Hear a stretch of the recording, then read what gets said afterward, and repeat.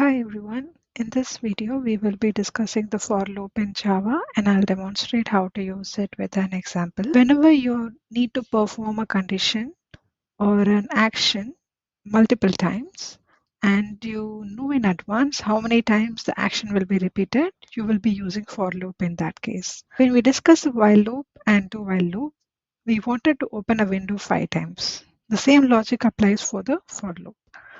If I know I wanted to open the windows 5 times or 10 times, then the for loop is the perfect choice.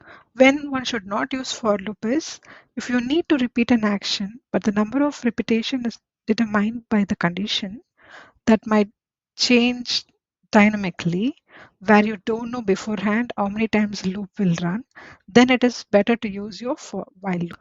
For example, if you don't know how many times you want to run a loop and the number of repetitions depends on certain conditions or external factors, you will use while loop. So to begin with the demonstration of for loop, I have a class called for loop and I have a main method in it.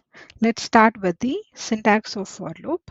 It starts with for keyword parenthesis within parenthesis you will have to have initialization condition, increment or decrement. Open and close the curly brace and within the curly brace you put the set of instruction that you wanted to run multiple times. So let's pick an example where I am going to open a window multiple times. This is the same example that we used for while loop and do while loop as well.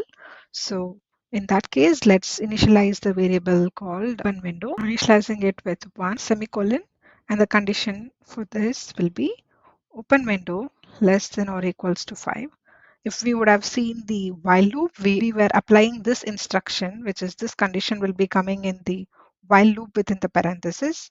In the for loop, it will come after the initialization block, which is the condition block, followed by increment or decrement operator. So now we will, since we have initialized with 1, and the condition is less than or equals to 5, we will have to increment it, increment the open window variable. This will be the third block of your for loop. Now within your curly brace, you will have to put print opening window, call the variable plus times. So the variable is initialized with 1. If 1 is less than or equals to 5, then increment the variable. So in the system.out.println, opening window will be printed with open window value by 1 times. Since we have post increment operator, this open window value is going to be 1 in the first time. Second time when the loop goes here, the open window value is going to be 2. 2 is less than or equals to 5. Then it increments to 3. But in the statement, in the second time, it is going to print opening window 2 times.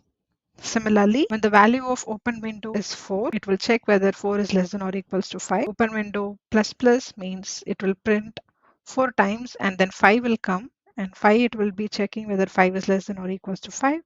It will print 5 times, and then when the value becomes 6, this loop will not be executed, it will stop. So we will be seeing 5 times the output. Let me run and show. So we saw how the for loop works for primary variable, which is of integer type. The for loop will also work for array type, which is iterating over collections or array types. So for that, let's use an array. This is going to be second type of for loop that you will be using in Java 8. The first one that we saw is this one, which is used for int primary type kind of variable. Now next we'll see the array type. So for that, I'm going to initialize array type, which is some numbers.